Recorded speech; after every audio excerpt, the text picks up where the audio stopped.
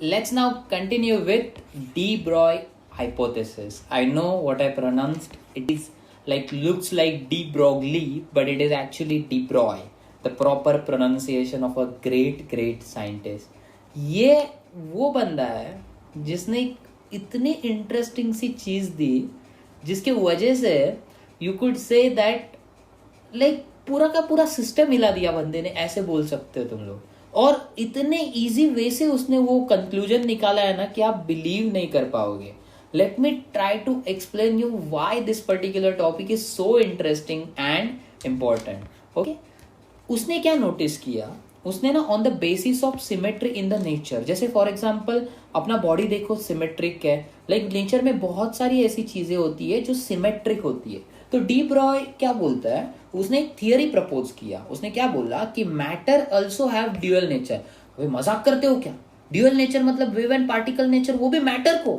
Like electromagnetic radiation, it was known, it was proved. Einstein ने prove कर दिया था कि ईएम रेडिएशन को ड्यूअल नेचर होता है. बट भाई ये बंदा बोल रहा है कि मैटर को ड्यूअल नेचर है. मतलब हम human bodies, our human bodies have dual nature. Not only that, you could say that the bottle sitting right in front of you has dual nature, वो भी वेव एमिट कर रही है. अरे क्या बोल रहा है, ऐसे कैसे? और अगर ऐसे तो हमें क्यों नहीं पता चल रहा है वेव के बारे में? तो पहले बंदे का थियरी देखो क्या था.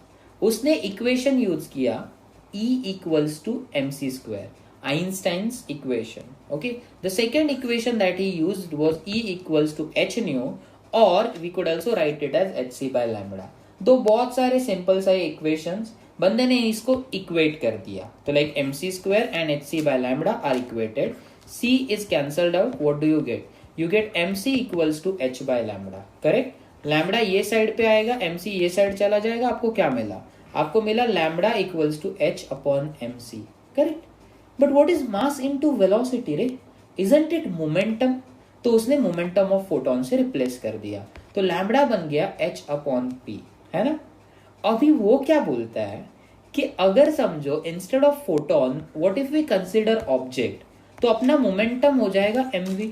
वो बोल रहा है कि अभी देखो ह्यूमन बॉडी है, अपने पास वेलोसिटी भी है समझो, तो अपने पास भी तो वेवलेंथ होना चाहिए. So he actually give a formula between wave nature and particle nature. किस किस के बीच में फॉर्मूला प्रोवाइड किया बंदे ने? पार्टिकल नेचर और वेव नेचर के बीच में. और क्या बोल रहा है? इतना ही नहीं बोल रहा है कि अगर समझो ह्यूमन बॉडी को मास है, देन वेलोसिटी है, तो अपने पास भी तो वेवलेंथ होना चाहिए ना. तो उसने एक जनरलाइज आइडिया दिया यूजिंग सिंपल कंसेप्ट. बोल रहा है मैटर वेव एग्जिस्टिंग है. मैटर वेव्स मतलब ऐसे वेव्स जो मैटर क्रिएट कर सकते हैं.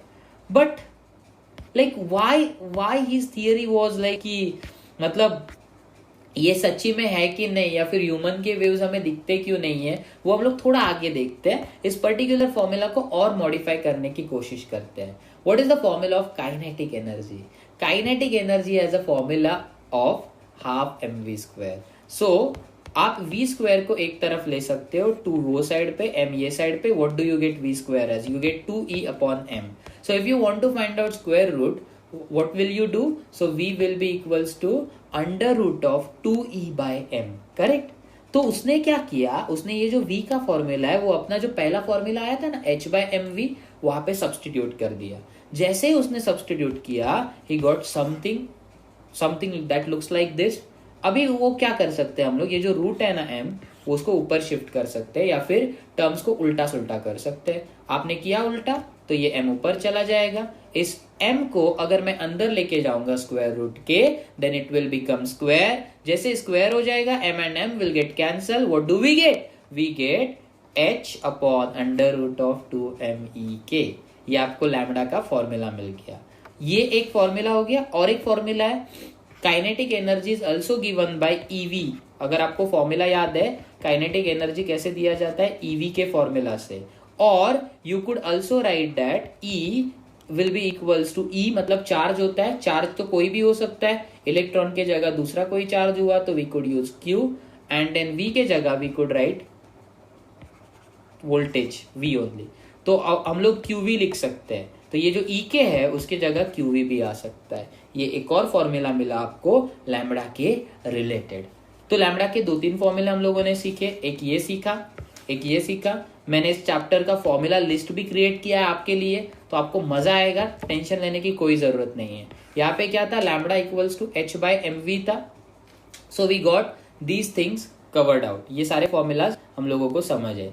अभी जो डी ब्रॉय का फॉर्मूला था वो फॉर्मूला देखो बहुत सिंपल था, लैम्बडा इक्वल्स टू H/mv। तो अगर समझो H कांस्टेंट है और मैंने क्या कंसिडर किया, वेलोसिटी भी कांस्टेंट है, then we can conclude that lambda is inversely proportional to mass. What does it indicates रे? जिसका मास ज्यादा है उसका वेवलेंथ कम होगा। अगर समझो हम लोग अपना ह्यूमन बॉडी कंसिडर करें ना यहाँ पे, और अगर समझो मैंने ह्यूमन बॉडी का वैल्यू पुट किया, तो पता है वेवलेंथ कितना आता है, तो वेवलेंथ आता है ऑफ ऑर्डर 10⁻⁻34। गाइस कितना आया वेवलेंथ, 10⁻। अरे भाई तेरे पास जो टेक्नोलॉजी अवेलेबल है ना करंट, वो टेक्नोलॉजी से तो इतना लोएस्ट वेवलेंथ मेजर ही नहीं कर सकता। And this is the issue, we cannot measure such low wavelength, and that is why even if our human body is emitting radiation, हम लोगों को पता ही नहीं चलेगा ना कि like may be in future we could develop some technique जिसके मदद से हमें पता चल जाए कि हाँ बाबा ये वाला वेवलेंथ है, ह्यूमन बॉडी एमिट कर सकता है, but right now we can not. तो फिर ऐसा भी तो हो सकता है ना कि ये बंदा फिर फेंक रहा है, क्योंकि अगर समझो ह्यूमन बॉडी का वेवलेंथ डिटेक्ट ही नहीं हो सकता, then there is no definite proof. So anybody can come and anybody can challenge this guy, बोल सकता है तू तो हम लोगों को शेंडी लगाने का काम कर रहा है, बराबर ना। And this is where few another scientist came, but उससे पहले इसके प्रूफ को या फिर इसके थियरी को प्रूफ करने का काम जिन्होंने किया था, वो प्रूफ देखने से पहले I am going to talk about another thing कि डी ब्रॉय ने क्या सोचा कि अगर समझो मैं ह्यूमन बॉडी का मास कैलकुलेट नहीं कर सकता, और पॉसिबल ही नहीं है, वो भी पता है आपको रीजन क्या है क्यों कैलकुलेट नहीं कर सकता, क्योंकि ह्यूमन बॉडी का जो भी वेलोसिटी है वो बहुत कम होता है, and as it is very very low. क्या होता है, as it is very low. That is why उसने ना सोचा ऐसा कोई मास कंसिडर कर सकता हूं, ऐसा कोई मास में यूज कर सकता हूं जिसका मास बहुत कम है, for example electron. So he thought about electron और उसने इलेक्ट्रॉन के लिए कैलकुलेट किया। थोड़ी देर पहले हम लोगों ने एक फॉर्मूला डिराइव किया था लैम्बडा का। कौन सा वाला लैम्बडा का फॉर्मूला था, it was h/√2mqv if you recall. Q मतलब चार्ज होता है, मैंने यहाँ पे E लिखा इलेक्ट्रॉन का चार्ज। ही सब्स्टिट्यूटेड एवरीथिंग, H का वैल्यू पुट किया, H का value I am really sorry, H का वैल्यू क्या होता है अगर आप याद रखोगे तो H का वैल्यू होता है 6.63 इंटू 10⁻⁻34। 2 तो वैसे भी कांस्टेंट है। देन ही पुट मास का वैल्यू दैट वाज 9.1। क्या था मास का वैल्यू, 9.1 इंटू 10⁻31, वो भी पुट कर दिया। देन इलेक्ट्रॉन के चार्ज का value that is 1.6 into 10⁻19। Voltage he did not put, because आप वोल्टेज का वैल्यू फ्लक्चुएट करके वेवलेंथ को कंट्रोल कर सकते हो, तो उसने वोल्टेज को एज इट इज रखा, बाकी सारे टर्म्स को कैलकुलेट किया, he got this particular thing. Okay, तो ये फॉर्मूला आपको इलेक्ट्रॉन के लिए एज अ शॉर्टकट फॉर्मूला मिल गया, which is lambda 1.228 upon √v 10⁻⁹ meter can be returned as nanometer. क्या लिख सकते हैं हम लोग इसको, नैनोमीटर के टर्म्स में। अभी मैं बताता हूं ये पर्टिकुलर फॉर्मूला है जो इंपॉर्टेंट क्यों है अपने लिए। देखो, क्योंकि ना अगर मैं पोटेंशियल का वैल्यू यहाँ पे सब्सटीट्यूट कर सकता हूँ, क्या बोला मैं, अगर मैं पोटेंशियल का वैल्यू सब्सटीट्यूट कर सकता हूँ तो मुझे इलेक्ट्रॉन का एक स्पेसिफिक वेवलेंथ मिल जाएगा, है ना। और एक चीज, ये जो फॉर्मूला है, this particular formula can work only for electron, that is it cannot work for any other case. Okay, let's try to solve this particular thing, and then मैं डिलेटेड टॉपिक जो पहले सिलेबस में delete किए थे but अभी आपके text book में included है, वो टॉपिक कवर करने की कोशिश करूंगा। Okay, so let us try to view this particular thing.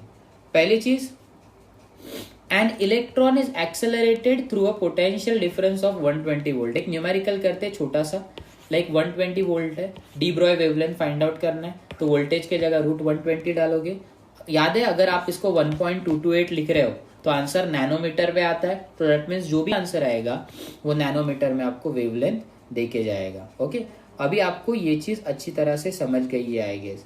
Now let us try to understand next concept. अभी आगे जाएंगे और आगे जाने से पहले ना हम लोगों को ना एक इंटरेस्टिंग सी चीज करनी है। एक कंक्लूजन उसने बनाया, वो कंक्लूजन मैं आपको बता रहा हूँ ये पर्टिकुलर टॉपिक का, and then I am going to show you कि how and why that particular guy, कौन सा वाला गाय बोल रहा हूं मैं, ये अपना de Broglie, why he was right. मजा आएगा, देखो सुनो। पहला, in conclusion for both electromagnetic radiation and atomic and sub atomic particles, particle nature is dominant during their interaction with matter.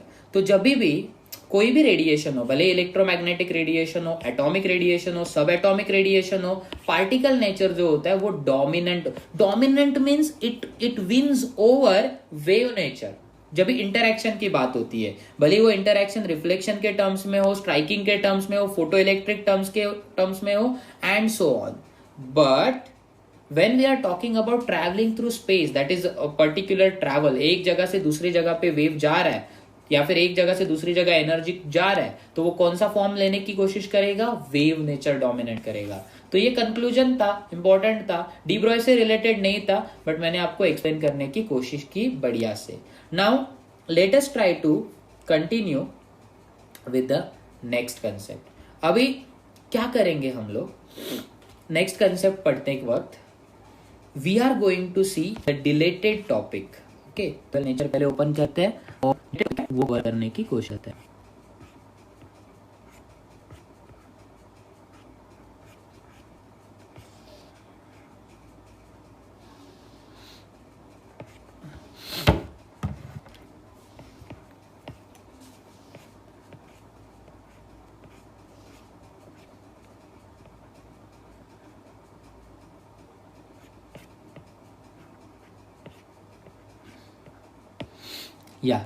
This is our topic, dual nature of radiation and matter. इसमें से introductory part मैंने आपको explain कर दिया है, basic photo electric effect explain कर दिया, hertz experiment और उसके ऑब्जर्वेशन मैंने आपको एक्सप्लेन कर दिए, सारे के सारे graph. I have also included extra graph which was necessary, correct. Then failure of wave theory, ये वाला टॉपिक आपके सिलेबस से डिलेटेड था, but let me tell you what exactly this particular topic tells us. जो wave theory दिया था ना, वो एक बंदे ने दिया था जिसका नाम था Huygens. Okay, so it looks like Huygens but it is Huygens.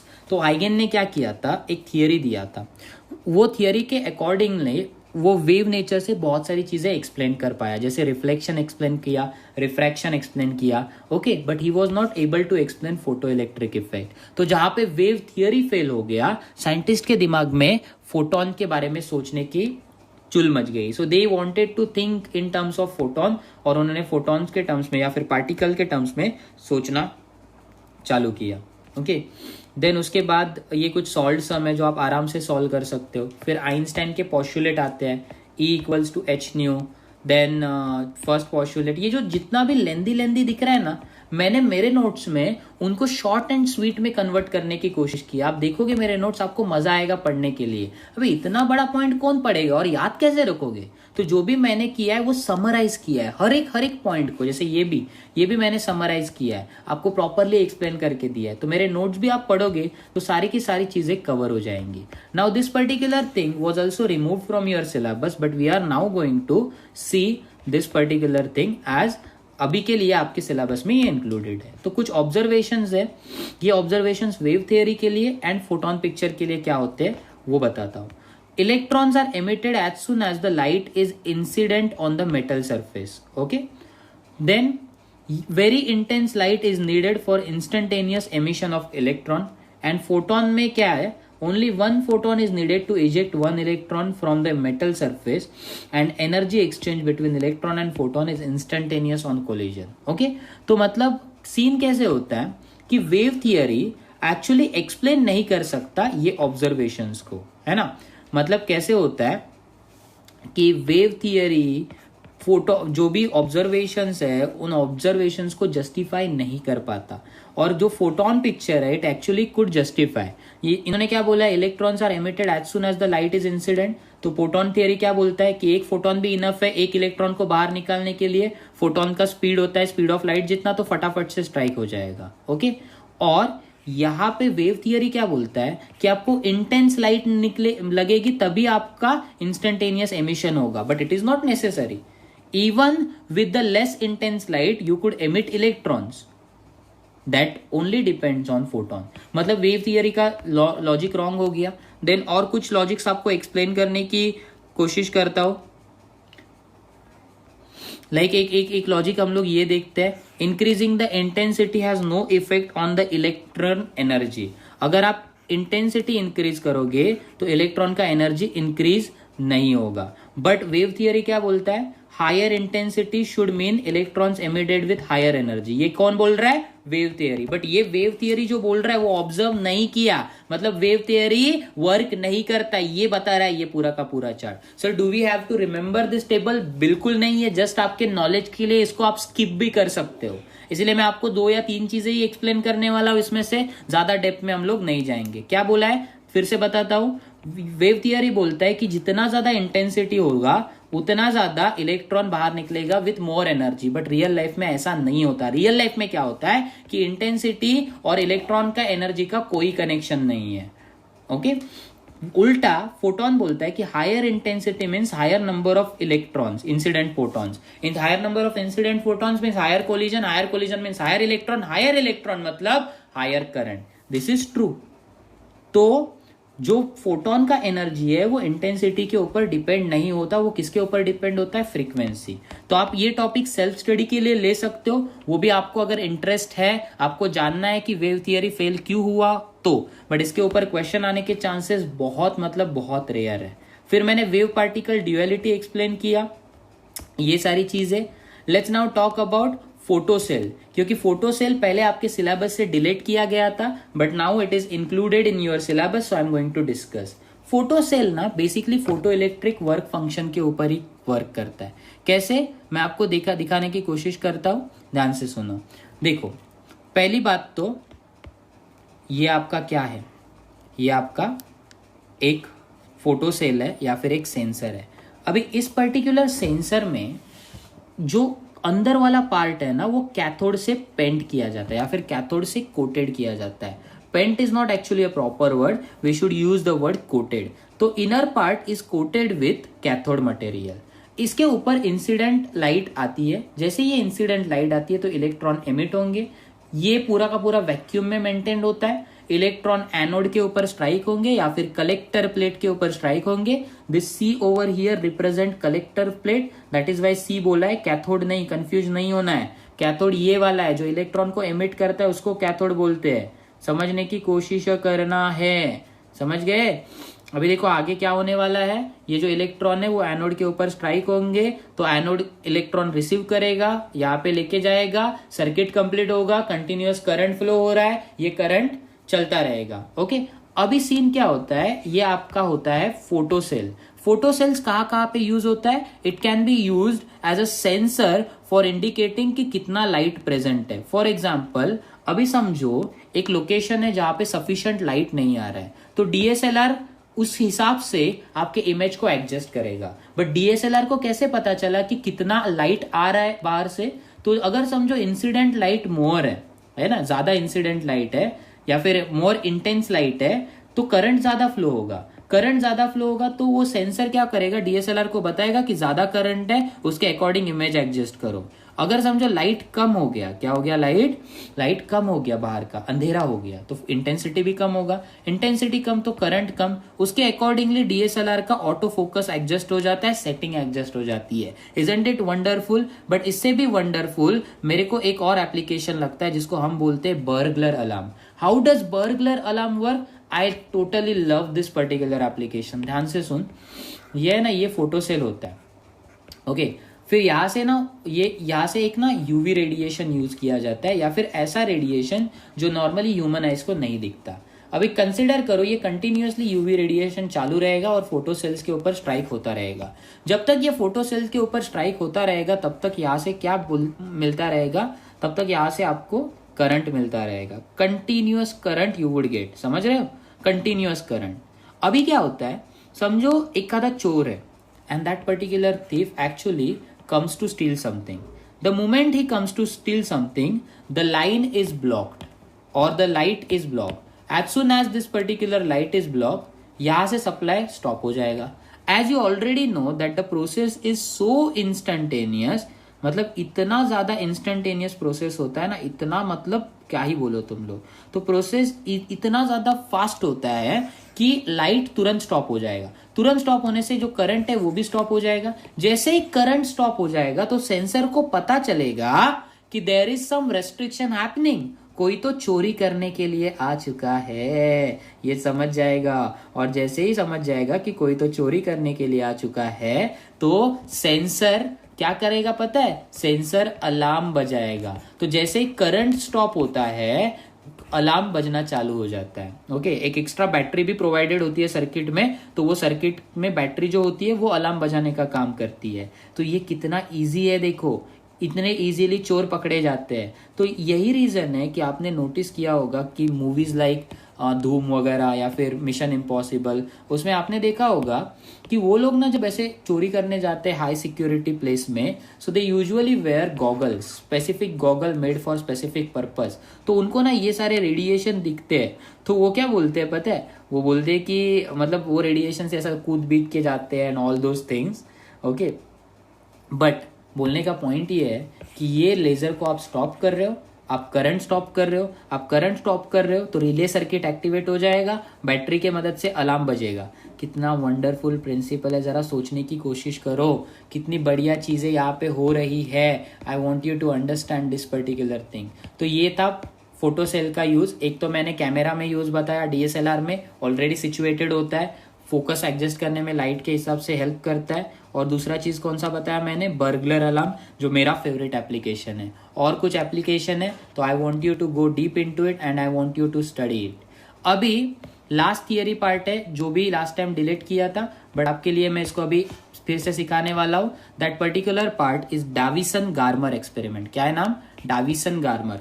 तो ये दो बंदे थे, इन्होंने क्या किया, जो डीब्रॉय ने बोला था उस पर्टिकुलर चीज को प्रूव करके बताया। अभी तुम लोग बोलोगे सर ये इंपॉर्टेंट है, बहुत इंपॉर्टेंट है, क्योंकि डी ब्रॉय का hypothesis was not at all proven. D Broglie का हाइपोथेसिस बिल्कुल और बिल्कुल प्रूवन नहीं था। ये चीज आपको अच्छी तरह से समझनी है। तो ये दो बंदे थे डाविसन गार्मर, उन्होंने एक एक्सपेरिमेंटल सेटअप किया। उन्होंने पहले एक इलेक्ट्रॉन गन क्रिएट की। How can you create electron gun, it's quite easy. आपको एक हाई टेंशन बैटरी लेना है और एक लो टेंशन बैटरी लेना है, तो आप हाई पोटेंशियल डिफरेंस क्रिएट करोगे। हाई टेंशन मतलब जिसमें ज्यादा वोल्टेज होता है, लो टेंशन मतलब जिसमें कम वोल्टेज होता है। तो high tension and low tension के कॉम्बिनेशन के वजह से क्या होता है, इलेक्ट्रॉन क्रिएट होता है। अभी वो कैसे कॉम्बिनेशन है या फिर कैसे वर्क करता है आपको इतना डेप्थ में नहीं देखना है रे, तो हम लोग ज्यादा टाइम वेस्ट नहीं करेंगे रे। तो इलेक्ट्रॉन यहाँ पे क्रिएट हो गया, करेक्ट। ये कंबाइंड यूनिट इलेक्ट्रॉन गन से जाना जाता है। तो जो इलेक्ट्रॉन यहाँ पे एमिट होता है वो इलेक्ट्रॉन बाद में कॉलिमेटिंग एनोड या फिर एक्सेलरेटर, कॉलिमेटिंग एनोड मतलब एक्सेलरेटर होता है ये, या ये पूरा का पूरा पॉजिटिवली चार्ज होता है। तो जैसे इलेक्ट्रॉन इसके अंदर से जाने की कोशिश करता है वो एक्साइट हो जाता है और इलेक्ट्रॉन ज्यादा तेजी से बाहर निकलता है। So you could say this works as electron accelerator.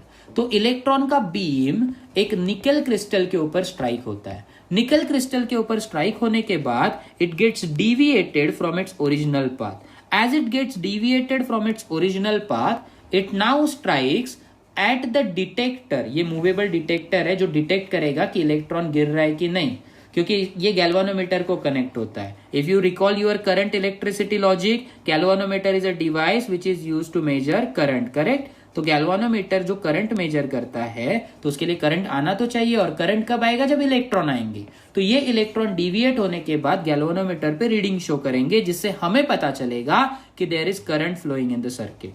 Now scene क्या होता है कि ये एक सर्टन एंगल पे होता है। क्या होता है ये, एक सर्टन एंगल पे, वो एंगल हम लोग स्केल के मदद से नोट डाउन करते हैं. Now see why this particular angle is so important. Okay, तो एक फॉर्मूला है जो आप स्टडी करोगे in the topic of wave optics, यहाँ पे मेंशन नहीं है तो मैं अभी आपको बताने नहीं वाला हूं, बट जो इंटरफेरेंस का लॉजिक है वो लॉजिक यूज करके they found out that Davisson Germer ने पोटेंशियल वेरी किया 44 और 64 वोल्ट के बीच में. तो उन्होंने नोटिस किया कि जो पीक इंटेंसिटी है ना, वो पीक इंटेंसिटी इलेक्ट्रॉन का 50 डिग्री पे मिलता है. मतलब थीटा जब 50 होता है तो आपको मैक्सिमम इलेक्ट्रॉन मिलते हैं, एंड ये कौन से वोल्टेज पे मिलते हैं, 54 वोल्टेज पे. तो उन्होंने क्या किया, V को 54, मतलब उन्होंने अपना एक्सपेरिमेंट किया और अपने एक्सपेरिमेंट से दे फाउंड आउट, डिफ्रैक्शन वाला एक्सपेरिमेंट बोलते हैं हम लोग इसको, तो उन्होंने फाइंड आउट किया कि वेवलेंथ 0.165 नैनोमीटर है. ओके, एंड जो अपना फॉर्मूला था याद है कौन सा वाला, डी ब्रॉय का फॉर्मूला. तो डी ब्रॉय का फॉर्मूला कुछ इस तरह से था, lambda equals to 1.228 upon under root of V. तो वी के जगह क्या पुट किया उसने, वी के जगह पुट किया 54. So once he put 54 he found out that 0.167 nanometer ये थियोरेटिकल वैल्यू है, ये प्रैक्टिकल वैल्यू है. प्रैक्टिकल वैल्यू के लिए ये फॉर्मूला यूज नहीं किया है, practical already proven formula use किया है. So it is absolutely allowed, it is allowed and it is acceptable formula. ये चीज समझने की कोशिश करो. तो दैट मीन्स थियोरेटिकल वैल्यू और प्रैक्टिकल वैल्यू अगर मैच हो रहा है, what does it indicate, it indicates that entire setup is true. समझ रहे हो, तो आपका पूरा का पूरा सेटअप कंप्लीट हो जाता है. And this is how we understood that. और इसी तरह से हम लोगों को समझा कि आप जो डी ब्रॉय ने रीडिंग दिया था वो एब्सोल्युटली ट्रू था. This is how we have completed our entire theory of this chapter. In the next session, we will see numeric.